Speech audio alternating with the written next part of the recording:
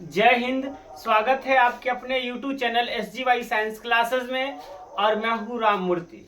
दोस्तों, आज के मॉडर्न हिस्ट्री के इस सेशन में हम लोग बातचीत करने जा रहे हैं रॉलेट एक्ट और जालियांवाला बाग हत्याकांड से संबंधित कुछ ऑब्जेक्टिव्स क्वेश्चंस के बारे में, जो कि किसी न किसी एग्जामिनेशन में पहले से ऑलरेडी पूछे गए हैं। तो चलिए बिना देरी किए शुरू करते हैं अपने इस पाठशाला को। तो आज का पहला प्रश्न ये रहा आपके स्क्रीन बोर्ड पर। प्रश्न कह रहा है, महात्मा गांधी ने रॉलेट सत्याग्रह किस वर्ष शुरू किया था? महात्मा गांधी ने रॉलेट सत्याग्रह किस वर्ष शुरू किया था? 1920, 1935, 1923 या 1919? तो आप बताइए, महात्मा गांधी ने रॉलेट सत्याग्रह कब शुरू किया था? कमेंट करके जल्दी बतलाइए, तब तक हम लोग डिस्कशन की ओर चलते हैं। तो यहाँ पर आप देख सकते हैं कि कहता है कि भारत में बढ़ती क्रांतिकारी घटनाओं और विरोध प्रदर्शन को दबाने के लिए ब्रिटिश सरकार ने सेडिशन कमेटी की सिफारिश पर सर सीडिन रॉल्ट की अध्यक्षता में अराजक और क्रांतिकारी अपराध अधिनियम 1919 पारित किया। यानी भारत में जो ब्रिटिश के खिलाफ जो विद्रोह प्रदर्शन हो रहे थे, जो क्रांति छिड़ गई थी, उस क्रांति को दबाने के लिए ब्रिटिश सरकार ने किस कमेटी का गठन किए? सेडिशन कमेटी का। किस कमेटी का गठन किए? सेडिशन कमेटी का। और सर सिडनी रॉलेट की अध्यक्षता में अराजक और क्रांतिकारी अपराध अधिनियम 1919 पारित किए। क्या किए? 1919 पारित किए गए। इसे रॉलेट एक्ट के नाम से भी जाना जाता है। और इस अधिनियम को किस नाम से जाना जाता है? रॉलेट एक्ट के नाम से जाना जाता है। इस कानून के जरिए राजनीतिक कैदियों को बिना किसी मुकदमे के अनिश्चित काल तक हिरासत में रखने की अनुमति दी गई थी। अतः इस कानून का विरोध करने के लिए महात्मा गांधी ने 6 अप्रैल 1919 को रॉलेट सत्याग्रह शुरू किए। महात्मा गांधी क्या किए? रॉलेट सत्याग्रह शुरू किए। कब? 6 अप्रैल 1919 को। तो यहां से जो सही आंसर जो अपना हो जाता है कि महात्मा गांधी ने रॉलेट एक्ट कब शुरू किए, तो इसका सही आंसर हो जाता है 6 अप्रैल 1919। क्या जाता है? 6 अप्रैल 1919, यानी D is the right answer. 6 April 1919, D is the right answer. अगले प्रश्न की ओर हम लोग चलते हैं। तो अगला प्रश्न कहता है,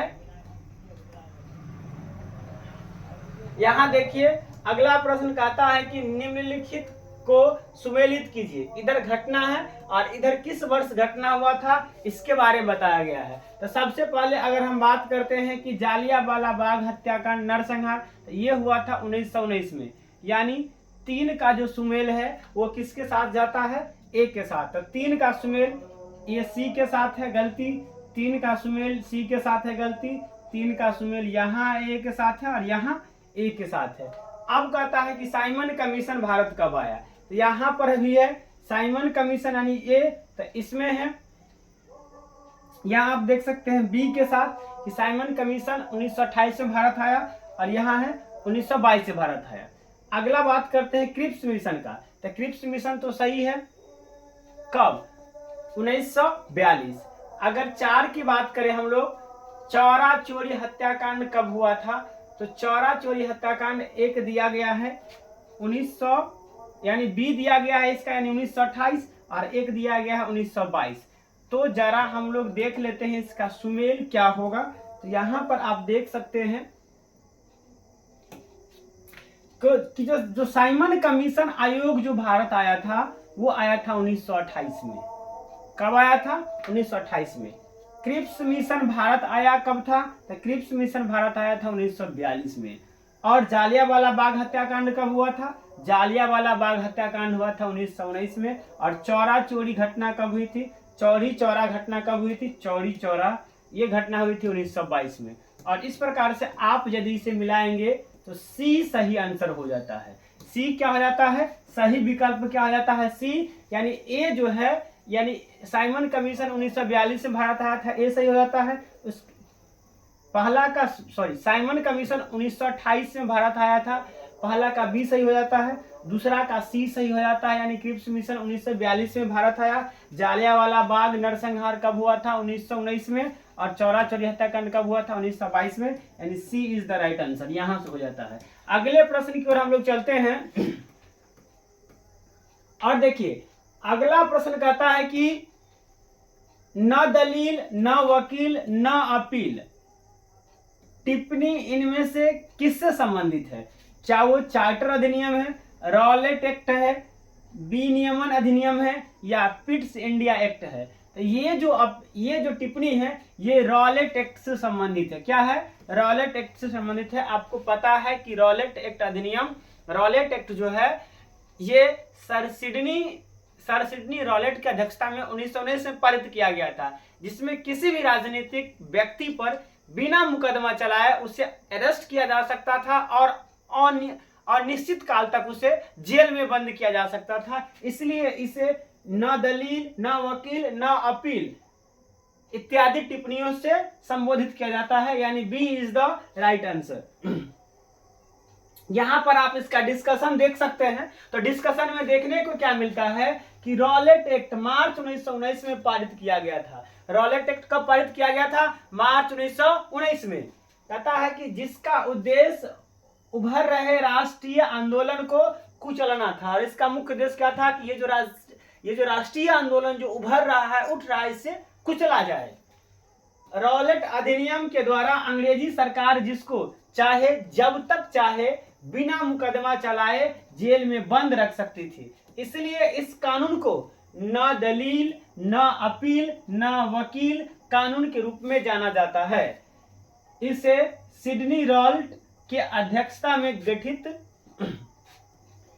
सेडिशन समिति यानी सेडिशन कमेटी के सिफारिश के आधार पर बनाया गया था। आपको पता है कि ये किसके आधार पर बनाया गया था?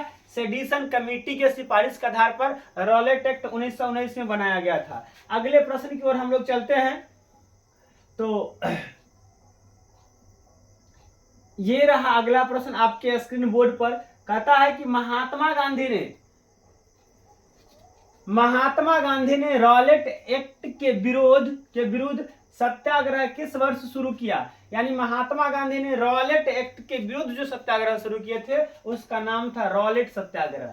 क्या नाम था? रॉलेट सत्याग्रह। और आपसे पूछा गया है कि ये रॉलेट सत्याग्रह गांधी जी कब शुरू किए? तो इसका सही आंसर हो जाएगा 1919 में। रॉलेट सत्याग्रह गांधी जी कब शुरू किए थे? 1919 में। सब आदमी कमेंट करके लिखेंगे 1919, यानी सी इज द राइट आंसर हो जाएगा इसका। रॉलेट सत्याग्रह गांधी जी 1919 में शुरू किए थे। आप यहाँ पर देख सकते हैं कि महात्मा गांधी जी के द्वारा रॉलेट एक्ट सत्याग्रह 1919 के अराजक और क्रांतिकारी अपराध अधिनियम को लागू करने वाली ब्रिटिश सरकार के खिलाफ किया गया था। यानी रॉलेट सत्याग्रह गांधी जी कब शुरू किए थे?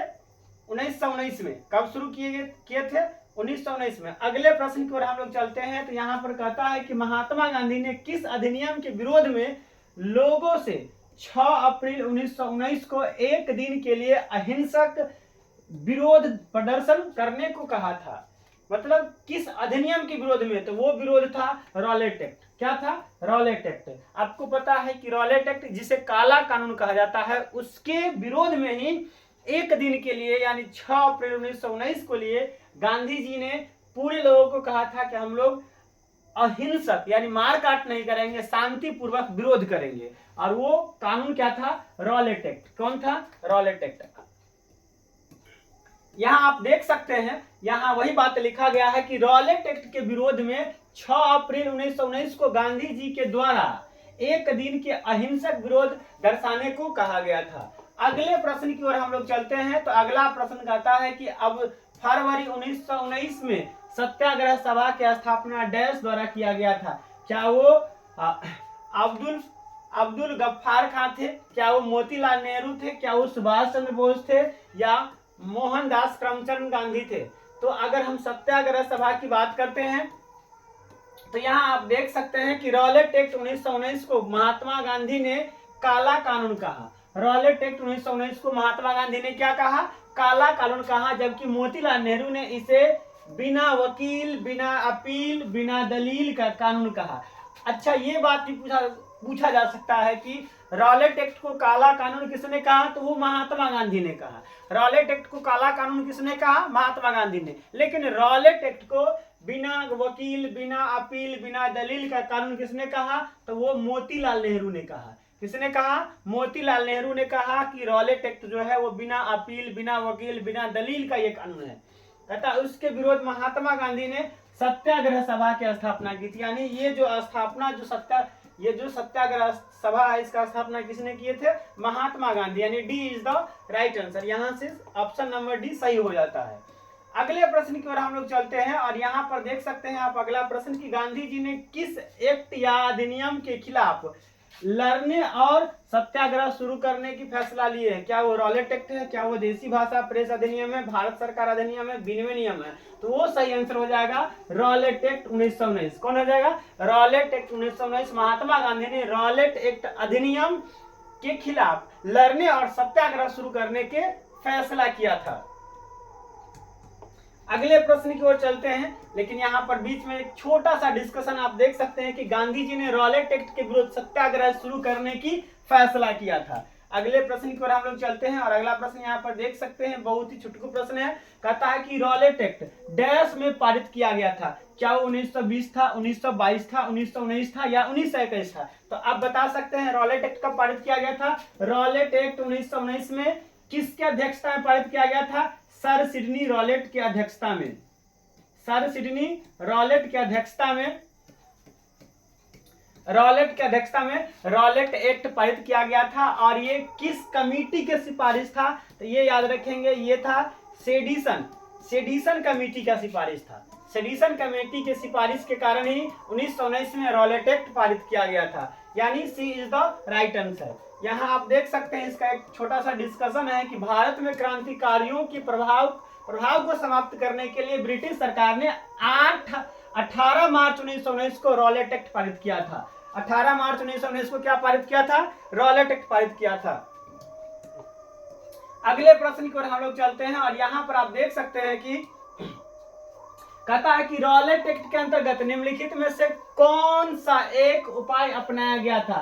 क्या पहला, खादी पहनने वाले पर प्रतिबंध, विदेशी सामान खरीदने के लिए विवश किया जाना, या मुकदमे के बिना कारावास, या विदेशी यात्रा पर प्रतिबंध। तो ये सही हो जाता है सी, यानी मुकदमे के बिना कारावास। क्या हो जाता है सही, मुकदमे के बिना कारावास। अगले प्रश्न की ओर हम लोग चलते हैं और उससे पहले यहाँ पर उसका डिस्कशन आ जाता है कि रॉलेट एक्ट इस कानून की मुख्य विशेषता यह थी कि इसके द्वारा ब्रिटिश सरकार को यह अधिकार प्राप्त हो गया था कि संदेह के आधार पर ही किसी भी भारतीय पर अदालत में बिना मुकदमा चलाए उसे जेल में अनिश्चित काल के लिए बंद किया जा सकता था। क्या किया जा सकता था, जेल में अनिश्चित काल के लिए बंद किया जा सकता था। अगले प्रश्न की ओर हम लोग चलते हैं और यहाँ देखिए, यहाँ अगला प्रश्न कहता है कि रॉलेट एक्ट किस वर्ष पारित किया गया था। तो आपको पता है, हमने जस्ट आपको बताया कि रॉलेट एक्ट 1919 में सर सिडनी की अध्यक्षता में, सर सिडनी रॉलेट की अध्यक्षता में ये पारित किया गया था। और किसके सिफारिश पर, सेडिशन कमेटी के सिफारिश पर, सेडिशन कमेटी के सिफारिश पर यह पारित किया गया था। किस कमेटी के सिफारिश पर, सेडिशन कमेटी के सिफारिश पर यह पारित किया गया था। अगले प्रश्न की ओर हम लोग चलते हैं। यहां आप देख सकते हैं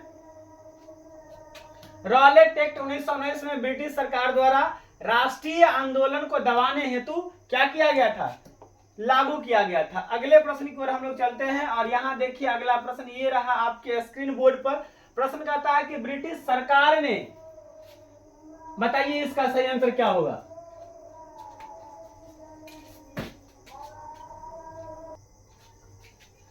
अगला प्रश्न कहता है कि ब्रिटिश सरकार ने कुख्यात रॉलेट अधिनियम कब पारित किया था। कहता है इस अधिनियम में बिना मुकदमे के राजनीतिक नजरबंदी की अनुमति दी गई थी। बताइए ये रॉलेट एक्ट कब पारित किया गया था। तो ये तो हमने पूछ दिया, सिर्फ भाषा चेंज किया है। 1919 में पारित किया गया था रॉलेट एक्ट। कब पारित किया गया था, 1919 में। चलिए अगले प्रश्न की ओर हम लोग चलते हैं और कहता है कि 1919 में हुई जालियांवाला बाग की घटना की जांच के लिए भारत सरकार द्वारा किस आयोग का गठन किया गया था? क्या वो फ्रेजर आयोग था, क्या वो हंटर कमेटी था, क्या वो बेगविंटन स्मिथ आयोग था, या बटलर आयोग था? तो वो था हंटर आयोग। कौन था? हंटर कमेटी का स्थापना किया गया था भारत सरकार द्वारा, यानी B is the right answer. यहाँ आप देख सकते हैं दिया गया है कि भारत सरकार ने जालियांवाला बाग हत्याकांड की जांच हेतु 1 अक्टूबर 1919 को लॉर्ड हंटर की अध्यक्षता में एक कमेटी की गठन की। इस कमेटी में 8 सदस्य थे, जिसमें से 5 अंग्रेजी और 3 भारतीय सदस्य थे। मतलब 1919 में जो जालियांवाला बाग हत्याकांड हुआ था उसकी जांच के लिए भारत सरकार ने एक कमेटी का गठन किया जिसका नाम था हंटर कमेटी। और इस हंटर कमेटी में 8 सदस्य थे, जिसमें से 5 सदस्य अंग्रेज थे और 3 सदस्य भारतीय थे। अगले प्रश्न की ओर हम लोग चलते हैं। और अगला प्रश्न ये देखिए, स्टेटमेंट वाला, कितना खूबसूरत ये प्रश्न है। कहता है कि जालियांवाला बाग घटना के संबंध में निम्नलिखित में से कौन सा कथन गलत है? यानी गलत कथन को चुनना है। सबसे पहला कहता है कि जालियांवाला बाग की घटना चौरी चौरा के घटना के बाद हुई थी, जिसमें प्रदर्शनकारियों का एक बड़ा समूह पुलिस के भीड़ में जला दिया गया था। यानी जालियांवाला बाग हत्याकांड चौरा चोरी घटना के बाद हुई थी? तो जी नहीं, चौरा चोरी घटना तो हुआ था 1922 में और जालियांवाला बाग हत्याकांड हुआ था 1919 में। तो ये तो गलत हो गया। अगला देखिए, यह घटना 13 अप्रैल 1919 को हुई थी, जब जनता जालियांवाला बाग में एक सभा में एकत्रित हुए थे। अगला कहता है कि जालियांवाला बाग घटना मार्च 1919 में रॉलेट एक्ट का परिणाम था, जिसे सरकार को बिना मुकदमा किसी को भी कैद करने का अधिकार दिया गया था। अगला कहता है कि ब्रिगेडियर जनरल डायर ने बिना किसी सूचना किए एकत्रित लोगों पर गोली चलाई थी। तो कहता है गलत कौन है? तो ये तो तीनों तो सही ही हैं, ये तीनों सही है। तो अब गलत कौन है? तो गलत सिर्फ ये है, यानी ए इज द राइट आंसर हो जाता है। हमें गलत ढूंढना था, गलत सिर्फ ए नंबर है, इसलिए ए सही है। तो आप यहां पर देख सकते हैं लंबा चौड़ा डिस्कशन इसका दिया गया है। डिस्कशन क्यों ना लंबा चौड़ा दे, क्योंकि ये सवाल ही था स्टेटमेंट वाला। यहाँ देखिए, कहता है कि अराजक और क्रांतिकारी अपराध अधिनियम 1919, जिसे रॉलेट एक्ट के नाम से भी जाना जाता है, के विरोध हेतु जालियांवाला बाग में आयोजित एक शांतिपूर्वक बैठक में शामिल हुए लोगों पर जनरल डायर ने गोली चलाने का आदेश दिया, जिसमें हजारों लोग मारे गए। इतिहास में यह घटना जालियांवाला बाग हत्याकांड के नाम से जानी जाती है। यह घटना 13 अप्रैल 1919 को हुआ था। कब हुआ था याद रखेंगे, जालियांवाला बाग हत्याकांड कब हुआ था? 13 अप्रैल 1919 को। जालियांवाला बाग हत्याकांड कब हुआ था? 13 अप्रैल 1919 को। सब आदमी मेरे साथ बोलेंगे, जालियांवाला बाग हत्याकांड कब हुआ था? 13 अप्रैल 1919 को हुआ था। कहता है कि जबकि चौरी चौरा घटना 4 फरवरी 1922 को हुआ था। यानी पहले जालियांवाला बाग हत्याकांड हुआ, उसके बाद चौरी चौरा घटना हुआ, इसलिए स्टेटमेंट एक गलत हो जाता है। अगले प्रश्न की ओर हम लोग चलते हैं। और अगला प्रश्न ये रहा आपके स्क्रीन बोर्ड पर। प्रश्न कह रहा है कि निम्नलिखित में से किस ब्रिटिश नीति ने लोगों को जालियांवाला बाग अमृतसर में एकत्रित होने के लिए विवश किया? क्या वो रॉलेट अधिनियम था, साइमन कमीशन था, भारत सरकार अधिनियम था, पिट्स इंडियन अधिनियम था? तो इसका जो सही आंसर है वो हो जाता है रॉलेट एक्ट। आपको पता है कि मार्च 1919 में रॉलेट एक्ट लागू किया गया था, जिससे विवश होकर लोगों ने अप्रैल 1919 में अमृतसर के जालियांवाला बाग में एकत्रित हुए थे। यहाँ देख सकते हैं जालियांवाला बाग हत्याकांड 13 अप्रैल 1919 को पंजाब के अमृतसर में हुआ था। रॉलेट एक्ट के विरोध करने के लिए एक सभा हो रही थी, जिसमें जनरल डायर नामक अंग्रेज अधिकारी ने अकारण उस सभा पर गोली चलवा दी। अगले प्रश्न की ओर हम लोग चलते हैं, लेकिन दोस्तों आज के लिए यहीं तक। चलिए शेष मिलेंगे अगले वीडियो में, लेकिन जाते जाते आपसे एक छोटा सा रिक्वेस्ट है कि आपको कैसा लगा हमारा ये वीडियो कम से कम कमेंट बॉक्स में जरूर बताइएगा। अगर अच्छा लगा है तो दोस्तों एक लाइक तो बनता ही बनता है, और यदि आप हमारे चैनल पर नए हैं तो इसे सब्सक्राइब करके बेल आइकन को दबा दीजिए, और हाँ हो सके तो दोस्तों को भी शेयर कीजिए ताकि उनको भी इस वीडियो से लाभ मिल सके। और आपको किस कंटेंट पर वीडियो चाहिए वो कमेंट करके जरूर बताइएगा, हम आपकी मांग को जरूर पूरा करेंगे। चलिए मिलते हैं नेक्स्ट वीडियो में, आज के लिए इतना ही। जय हिंद, जय भारत।